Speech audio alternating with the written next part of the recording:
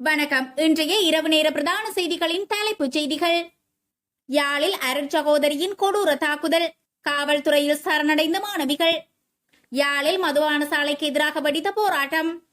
குறைந்த வருமானம் பெறும் மக்களுக்கு வெளியான மகிழ்ச்சி தகவல். கார்த்திகை பூவை அவமதித்த விவகாரம், ஐங்கரநேசன் கடும் கண்டனம். யாழில் இடம்பெற்ற கோர விபத்து, 4 படுகாயம். ஸ்ரீலங்கன் விமான சேவை மறுசீரமைப்பு, அமைச்சர் வெளியிட்ட தகவல். ரணிலின் பதவிக்காலத்தை நீடிப்பதற்கு ஐக்கிய தேசிய கட்சியின் புதிய திட்டம். மர்மமான முறையில் உயிரிழந்த பெண்ணின் சடலம் மீட்பு. இனி விரிவான செய்திகள். யாழில் அருட்சகோதரியின் கொடூர தாக்குதல், காவல்துறையில் சரணடைந்த மாணவிகள். யாழ்ப்பாணம் தீவகம் கல்வி வலயத்தில் உள்ள பாடசாலையொன்றின் விடுதியில் கிறிஸ்தவ அருட்சகோதரி ஒருவரின் கொடூர தாக்குதலை தாங்க முடியாமல் 11 பாடசாலை மாணவிகள் காவல்துறையிடம் சரணடைந்துள்ளனர். ஊர்காவல்துறை கரம்பன் பகுதியில் உள்ள பெண்கள் பாடசாலை ஒன்றின் விடுதியில் தங்கியிருந்த 10 முதல் 17 வயதிற்குட்பட்ட மாணவிகளை இவ்வாறு ஊர்காவல்துறை காவல் நிலையத்தில் சரணடைந்துள்ளனர். குறித்த விடுதிக்கு பொறுப்பான அருட்சகோதரி கடந்த 3 வருடங்களாக அகப்பை காம்பு, தடி மற்றும் தலைமுடியை பிடித்து சுவருடன் தாக்குவதென தம்மை சித்திரவதை செய்ததாக மாணவிகள் கண்ணீருடன் தெரிவித்தனர். ஆங்கில உச்சரிப்பு தவறு, ஆங்கிலம் முறையாக பேசாதது மற்றும் பிரார்த்தனையை முறையாக மரணம் செய்யாதது உள்ளிட்ட காரணங்களுக்காகவே அருட்சகோதரி தாக்குதல் நடத்தியதாக மாணவிகள் குறிப்பிட்டுள்ளனர். அத்துடன் தம்மை கெட்ட வார்த்தைகளால் திட்டுவதாகவும் மாணவிகள் குறிப்பிட்டுள்ளதுடன் ஊர்காவல்துறை காவல்துறையினரால் குறித்த 11 மாணவிகளும் இன்று யாழ்ப்பாணம் போதனா வைத்தியசாலை சட்ட வைத்திய அதிகாரியிடம் முன்னிலைப்படுத்தப்பட்டனர். இந்த நிலையில் மாணவிகளிடம் நடத்தப்பட்ட பரிசோதனையில் அவர்களின் உடலில் தாக்கப்பட்ட தழும்புகள் அவதானிக்கப்பட்டுள்ளதை அடுத்து மாணவிகள் தாக்கப்பட்ட விவகாரம் உறுதி செய்யப்பட்டுள்ளன. இதன் அடிப்படையில் குறித்த விடுதிக்கு பொறுப்பான அருட்சகோதரியை கைது செய்வதற்கான நடவடிக்கையை காவல்துறை மேற்கொண்டு வருகின்றமை குறிப்பிடத்தக்கது. யாழில் மதுபான சாலைக்கு எதிராக வெடித்த போராட்டம். யாழ்ப்பாணம் ஊர்காவல்துறையில் மதுபான சாலையை நிறுத்த கோரி போராட்டம் ஒன்று முன்னெடுக்கப்பட்டுள்ளது. பாடசாலைகள், ஆலயங்கள், தேவாலயங்கள், நீதிமன்றம் மற்றும் காவல் நிலையம் என்பவற்றுக்கு அண்மையில் இந்த மதுபான சாலை சட்டவிரோதமாக இயங்கி வருவதாகவும் இதனால் பல சமூக புரள்வான நடவடிக்கைகள் ஊர்காவல்துறை பிரதேசத்தில் நடைபெற்று நீதிமன்ற வழக்குகளாக காணப்படுகின்றதாகவும் தெரிவிக்கப்படுகிறது. இதனால் தீவக மக்களின் நலன் கருதி மதுபான சாலைகளுக்கான அனுமதியை வழங்கக்கூடாது என தெரிவித்து இந்த போராட்டம் முன்னெடுக்கப்பட்டுள்ளது. இதன்போது மக்கள் பதாகைகளை தாங்கியும் மதுபான சாலையை நிறுத்த கோரியும் கோஷங்களை எழுப்பியவாறு போராட்டத்தில் ஈடுபட்டதுடன் மதுபான சாலையை நிறுத்த கோரி கையொப்பமும் பெறப்பட்டுள்ளது. ஊர்காவல்துறை சிவில் சமூக அமைப்புகளின் ஏற்பாட்டில் ஊர்காவல்துறை சிறுவில் வீதியில் சட்டவிரோதமாக இயங்கி வருகின்ற மதுபான சாலையை அனுமதியை நிறுத்த கோரி பிரதேச செயலகம் முன் இந்த போராட்டம் முன்னெடுக்கப்பட்டது. மேலும் போராட்டத்தில் ஈடுபட்டவர்கள் பிரதேச செயலகத்துக்குள் பதாகைகளை தாங்கியவாறு உள்நுழைந்து ஊர்காவல்துறை பிரதேச செயலாளர் சதீசன் மஞ்சுளா தேவியிடம் மகஜரையும் கையளித்தனர்.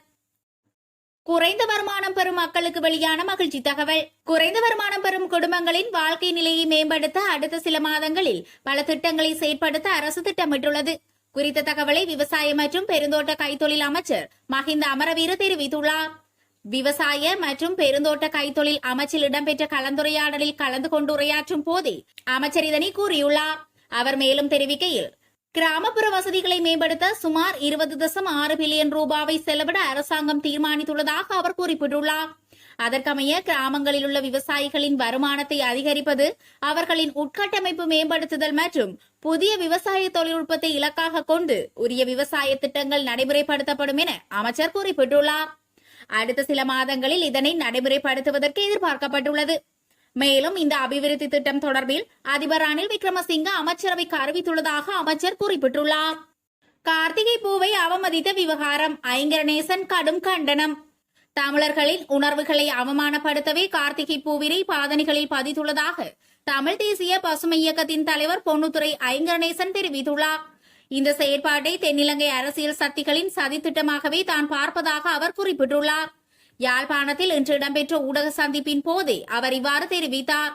தொடர்ந்தும் தெரிவிக்கையில், தென்னிலங்கையில் செருப்பு உற்பத்தியை மேற்கொள்ளும் நிறுவனம் தமிழர்களின் பாரம்பரியமானதும் தனித்துவம் வாய்ந்த கார்த்திகை பூவினை பாதணிகளில் பதித்து அவற்றை மக்கள் பயன்பாட்டிற்கு வழங்கியுள்ளார்கள்.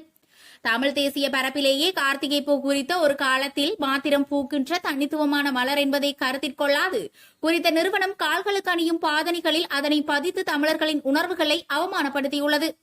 இதேவேளை DSI நிறுவனம் விற்பனைக்கு விட்டுள்ள பாதணிகளை மீளப்பெற வேண்டும். அத்துடன் இந்த விடயம் தொடர்பாக தமிழர்களிடம் மன்னிப்பு கோர வேண்டும். அதுவரை தமிழ் மக்கள் குறித்த நிறுவனத்தின் உற்பத்திகளை புறக்கணிக்க வேண்டும் என அவர் தெரிவித்தார்.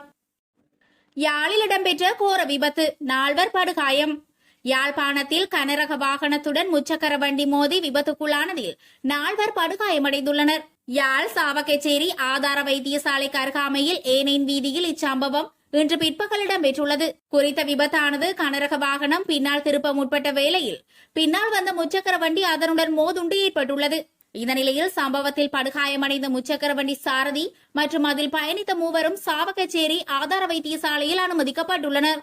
ஸ்ரீலங்கன் விமான சேவை மறுசீரமைப்பு, அமைச்சர் வெளியிட்ட தகவல். ஸ்ரீலங்கன் விமான சேவையை மறுசீரமைப்பதற்கு 3 நிறுவனங்கள் முன்வந்துள்ளதாக துறைமுகங்கள், கப்பல் துறை மற்றும் விமான சேவைகள் அமைச்சர் நிமல் ஸ்ரீபாலடி சில்வா தெரிவித்துள்ளார். அவற்றில் 2 வெளிநாட்டு நிறுவனங்கள் என்றும் எஞ்சியவை உள்ளூர் நிறுவனம் என்றும் அமைச்சர் தெரிவித்தார். இதுகுறித்து மேலும் தெரிவித்த அவர், இதன்படி ஒரு நிறுவனம் தெரிவு செய்யப்பட்டு ஸ்ரீலங்கன் விமான சேவையை மறுசீரமைப்பதற்கு நடவடிக்கை எடுக்கப்படும் என கூறியுள்ளார்.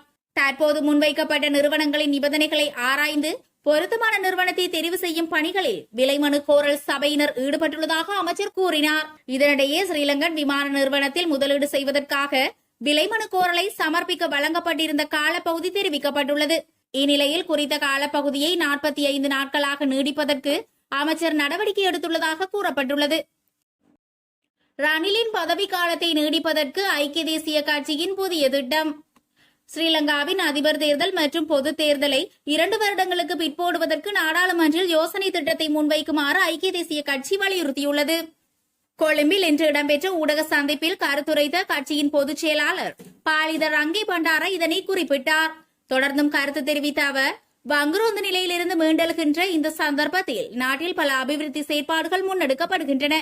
மக்களுக்கு நிவாரணம் வழங்கும் வகையிலான வேலை திட்டங்கள் முன்னெடுக்கப்பட்டு வருவதுடன் நாட்டின் கல்வித்துறை, பொதுச் சேவைகள் என்பன சுமூகமாக முன்னெடுக்கப்பட்டு வருகின்றன.